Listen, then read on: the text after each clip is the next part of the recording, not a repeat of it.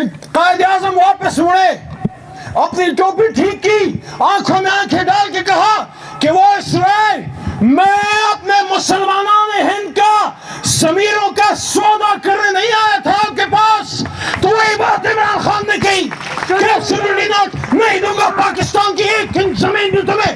ये तो वही मैसेज है जिस पे अजीज भट्टी शहीद हुआ, यही तो वो मैसेज है जिस पे लालक जान शहीद हुआ, यही तो वो मैसेज है जिस पे राशिद मिन्हाज शहीद हुआ, यही तो मैसेज है जिस पे कर्नल शेर शहीद हुआ। फर्क सिर्फ ये है कि उन्हें वर्दी पहन की आवाज लगाई, हमने सिविलियन लिबास में कायदे आजम के नक्शे कदम पर चलते हुए आवाज लगाई।